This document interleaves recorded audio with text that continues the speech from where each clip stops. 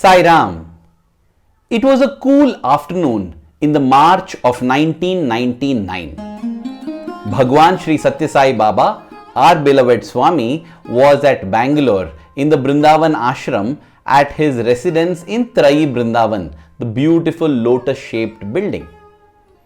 Everybody was waiting for Swami's arrival for the afternoon and evening bhajans to begin. Slowly, the doors of Trai Brindavan opened and out walked that lovable form in the orange robe, that supreme Parabrahman walking on planet Earth. As Swami walked on the carpet, he headed towards the back door of the Sai Ramesh Krishan Hall. That is where Swami would enter for the bhajans, and there would be a gasp in the audience. Even as they would be singing the bhajans, there would be a momentary break, because that is the mesmerizing, bewitching, absolute, magnificent beauty, the Sundaram that our Swami embodies. As Swami walked there, he took a little detour and went to a Tulsi mandapam. There is a Tulsi plant in the backstage of Sai Ramesh Krishan Hall in the compound of Trai Brindavan, and Swami walked to that Tulsi plant and plucked a leaf. Then he turned to one of the students who was there. His name is Sudhindran, and beckoned to him, asking him whether he wanted that Tulsi leaf. Arey, when Swami is giving, will anyone say no? Sudhindran went that extra step. He went to Swami, knelt down before him, folding his hands, opened his mouth.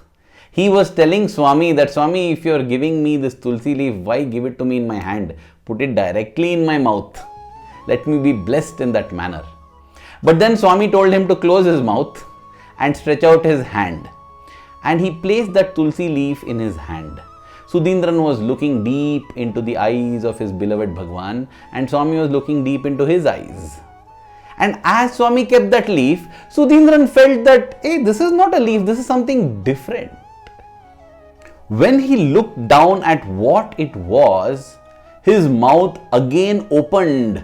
This time it was not to eat the Tulsi leaf. His jaw had simply dropped in amazement. And right beside him and Swami was also the warden, whose jaw also seemed to have dropped, because in his hand was a gold coin. Swami quickly closed his hand and told him, this is a very special coin. It has your year of birth on it. Keep it safe and don't show it to anyone. Saying that, Swami turned and walked towards the door which would lead him to the stage of the Sai Ramesh Krishan Hall. Sudhindran quickly put that coin into his trouser pocket, hoping to keep it very safe. As Swami went, Sudhindran could not bear that excitement anymore. He wanted to go and see this coin. He wanted to examine it and feel the joy of seeing what Swami had given him. So he went to one corner of Trai Brindavan where nobody was there, because nobody had to see it, right? And then pulled out this coin.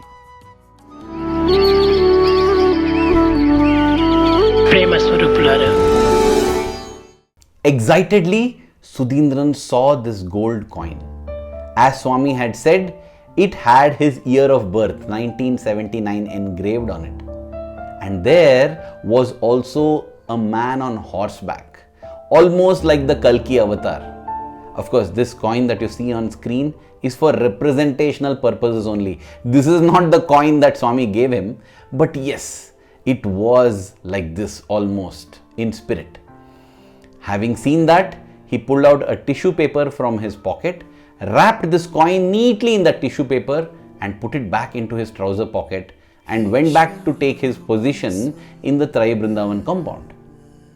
After the bhajans, again, as Swami came towards him, he was smiling at Swami, so happy and full of gratitude for this beautiful gift that Swami had given him. But to his shock, Swami had a very stern look on his face. And Swami said, you showed. He had not shown anyone. But then it is true indeed that the warden had definitely seen it when Swami was giving it to him itself. And Swami referred to that. Swami said, People already saw when you were receiving it. Anyway, give it back to me now. So, the joy that he had got soon evaporated. He had to give back the coin now to Swami. So, he pulled out the tissue paper from his pocket and opened it. And again, once again, his jaw dropped in shock and horror, because inside that tissue paper, the coin was no longer there. In its place was a Tulsi leaf. And he did not know what to say.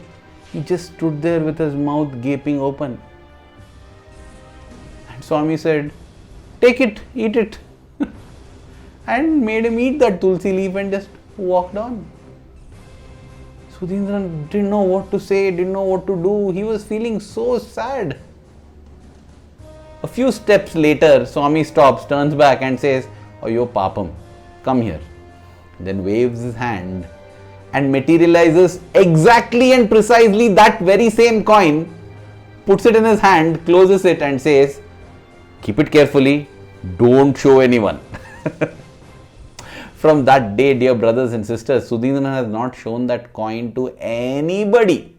In fact, he says that he himself sees that coin very rarely, because he is scared that it will vanish if he sees it also too many times. It is also a fact that after that particular day, on a couple of occasions, Swami himself asked Sudhindran for that coin, and when Sudhindran gave that coin to him, Swami blew on it and made it grow larger in size, and today that coin is 4 times the size it was when Swami first manifested it.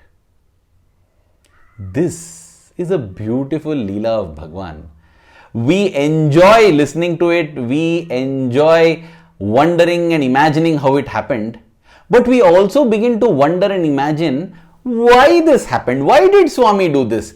Change a leaf to a gold coin, change it back into a leaf, and then after that leaf has been swallowed, recreate that same coin and then make it grow larger in size. What purpose does this all serve? Why, Swami? Why? I got my answer as I sat on a beach one day looking at a child playing in the sand. Now, this child was furiously digging the sand, obviously with some goal in mind. He wanted to possibly build some sandcastle. He dug it, and that's what happened. After that, he began to build this sandcastle. As the castle began to take shape, I was lost in wonderment for this child. I was thinking how creative this child is, how wonderfully he is making this whole beautiful sandcastle.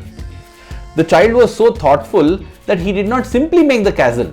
He saw that the sea waves, the waves of the sea kept coming, because possibly though it was not high tide, the waves were receding, and yet some of them were coming close to his castle. In order to protect that sand castle, he also went and built some bunds near the water, near the water, so that even if the waters come, they'll break the bund, but they will not touch the castle. That much he protected the castle. He did everything so thoughtfully, and it was wonderful for me just watching him do it for possibly an hour or so. Once that was done, his mother called him and said, "Hey, it is time to go," whatever, it was time to leave. So he quickly went and he changed, he put on his clothes again, and then it happened. I was going on looking at this child as well as the sandcastle that he had built. This boy comes back, and with the same focus, determination, purpose and intensity with which he built this sandcastle, with which he protected this sandcastle, with that same passion, determination, intensity and focus, he goes about breaking each and every part of that castle, one by one, deliberately. And I was wondering, what are you doing, man? What is this? You destroyed something that is so beautiful. And having done that, he just stands there and tells, "Gee, that was fun." Turns and walks away. And I thought that was not fun. That was cruel. That was sadistic. That was crazy. That was madness. In retrospect, when I looked at this event, I realized that it was a divine indication on the way God works. The divine child too plays in the sands of time, creating, protecting, and finally destroying, only to recreate it the next day. And it is all just fun. That's all it is. G-O-D, God. G for generation, O for organization, D for destruction. And together, that is what we call the Holy Trinity of Brahma, Vishnu, Maheshwara. God does all of this just for fun. Everything is just a leela. It is not fun for us. We celebrate creation. We are thrilled with the protection, and we are depressed and dejected with the destruction. We go through the ups and downs, the vagaries of life, because we are attached to the world, because we have dehabhimanam, body attachment. The Lord operates from atmabhimanam, and that particular day, in the March of 1999, Swami, the Supreme Creator, the Trinity, the Brahma, Vishnu, Maheshwara, showed all these three aspects to Sudhindran: creating, preserving, destroying, and then recreating. That's why Swami says life is a game played. It reminds me of one beautiful and enlightening episode that happened in 1954. This is recorded by Professor Kasturi in one of the earliest issues of the Sanatana Sarathi. One day, as Professor Kasturi came to Puttaparthi from Bangalore, he had caught the night train, and therefore early in the morning he had reached Puttaparthi. As he was walking past the old mandir to the new mandir, Prashanti Nilayam was the new mandir back then, because only in 1950 it had been inaugurated, right? As he was walking there, he heard a lot of wails, people crying and a lot of sorrow, and he got to know that Swami's sister's husband, Swami's brother-in-law, Subbaraju, had passed away the previous night, and his funeral had been conducted. Now, this family relations and all that are worldly ties, and that is what we associate with. So, thinking of this, Professor Kasturi felt, oh, Swami must be feeling so sad, right? And he also began to think of this person. Subbaraju was somebody whom he knew, and he was wondering how bereaved the wife, the widow, would be now. What about his child? The child will be so sad. Everybody in the family must be so sad. This is what he was thinking. And as he walked towards Prashanti Nilayam, he also thought of a few words of condolence that he could offer to Swami, because he is the bereaved brother and brother-in-law. Even as he was entering the mandir, he could hear the loud cries of a woman.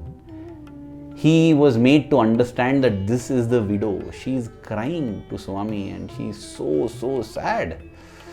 Now, listening to that, Professor Kasturi's eyes brimmed with tears. Now he was also feeling sad, and he enhanced and improved the condolence message that he wanted to give Swami. As he walked, he saw Swami sitting there in the middle of a circle of despair and a circle of wailing, and Swami was sitting there. The moment Swami saw Professor Kasturi, Swami smiles at him and asks, "What is this, Kasturi? Why tears?"